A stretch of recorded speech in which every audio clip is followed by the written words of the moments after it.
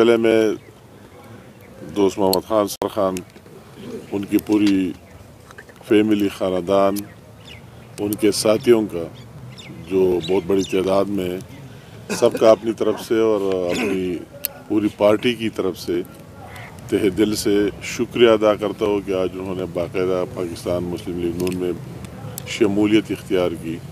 اور ہمارے قائد میاں محمد نواز شریف اور پوری پارٹی پر اعتماد کا اظہار کیا۔ میں ان سب کو ویلکم کہتا ہوں اور ان کا شکریہ ادا کرتا ہوں، اور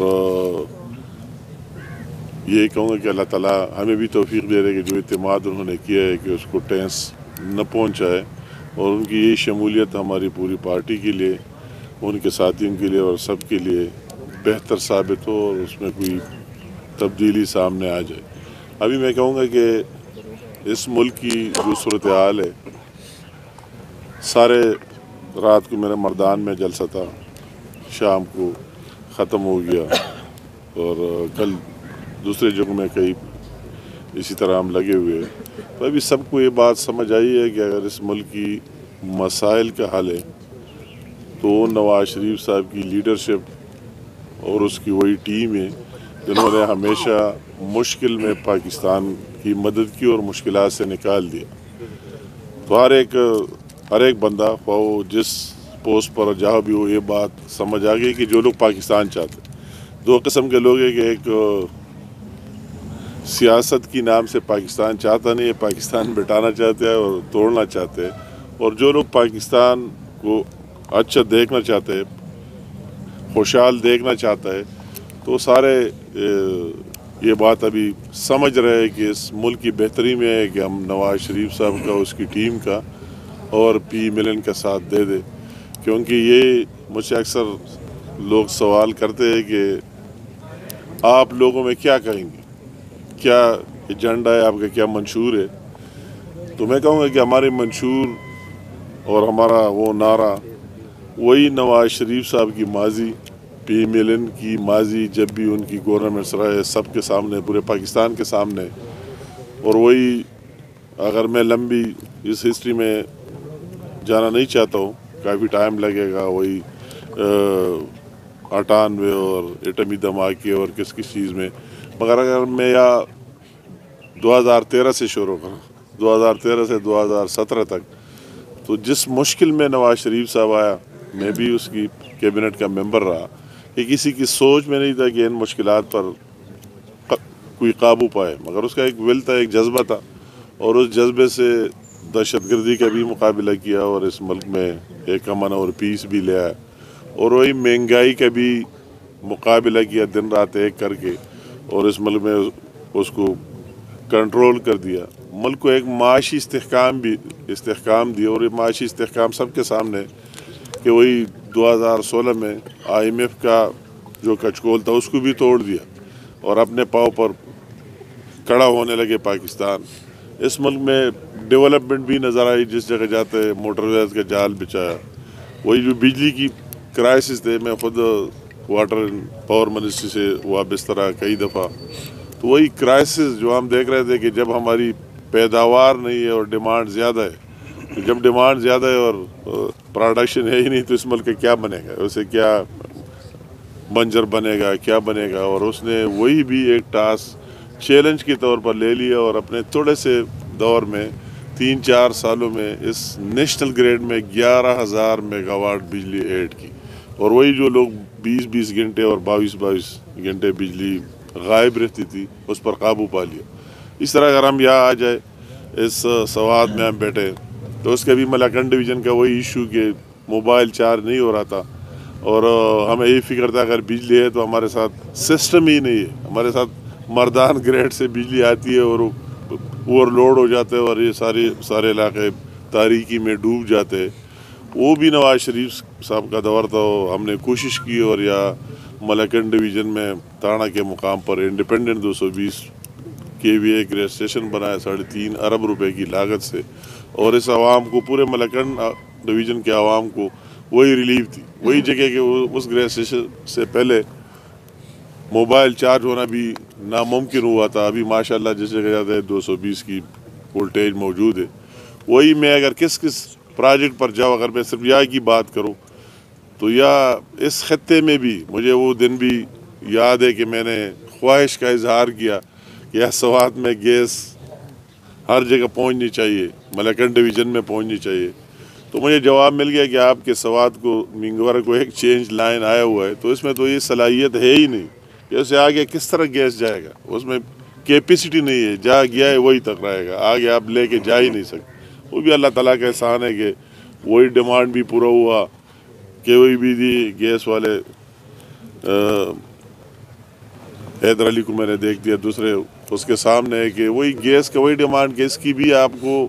मुझे बताया गया कि आपको 12 इंच ट्रांसमिशन लाइन या लेकर सवात की तरफ मलकन की तरफ फिर भी आपको गैस मिल सकता है। तो मैंने कहा ऊँट तो किसी ने दिया ही नहीं, नवाज शरीफ साहब क्या कहेगा कि यार हर चीज़ मांग रहा है, मगर अल्लाह का एहसान है कि वही चीज़ जब नियत साफ हो अल्लाह ताला ने मदद की और वही बड़ा मनसूबा रास्ते में किन किन मुश्किलात से गुज़र कर हमने यहाँ ले आए। और अभी हम देख रहे हैं कि जिस जिस जगहों में गैस है, अभी मेरा संगोटा में घर है तो संगोटा में गैस देकर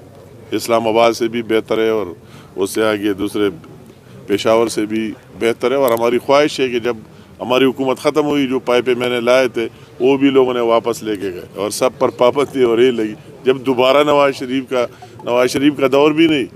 1 साल की हमारी एक इसी तरह मखलूत हुकूमत बनी, तो मैंने उससे 1 साल से भी इन लोगों के लिए फ़ायदा लिया और जो पाइपें लाए थे उस पर काम शुरू किया और उसके साथ दूसरे भी लाए, हर जगह फेंक दिए कि इस पर काम करें और हमारी ख्वाहिश है कि हर घर तक पहुँच जाए। इस तरह कई मंसूबे एक्सप्रेसवेज़ की किसकी जो उसी दौर में मंजूर हुए, दूसरे जो साहिबान आए उन्होंने कोई देने की बजाय ख़त्म कर दिए। तो लोग ये सारी चीज़ स्वाद की मैं बात कर रहा हूँ। हम आ रहे थे इस फिजागट को कि इस बुनियाद पर वही छोटी सी रोड छोड़ दी और इंतकामी सियासत के अलावा उस पार्टी ने कुछ नहीं किया या 3 किलोमीटर रोड भी नहीं बनाया। और आगे अगर आप जाते, मैं वही से गाशकोड़ और अलाहाबाद और कई जगह में ख्वाजा खेल से आगे कितने बड़े बड़े या चीफ मिनिस्टर भी रहा, कम्युनिकेशन का मिनिस्टर भी रहा। कितनी शर्म की बात है, 3 कलवटें न बना सकते और लंबी लंबी लाइनें या लगी रहती थी स्वात के अवाम, कई 100 गाड़ियाँ इस तरफ और 200 गाड़ियाँ दूसरी तरफ। अल्लाह ताला ने मुझे थोड़ा सा मौका फिर दिया, मैंने सबसे पहले उस पर काम शुरू किया और माशाल्लाह भी आप देख रहे उसको बना दिया। ये रोड जब हम इस पर आ रहे थे चकदरा से कालाम तक,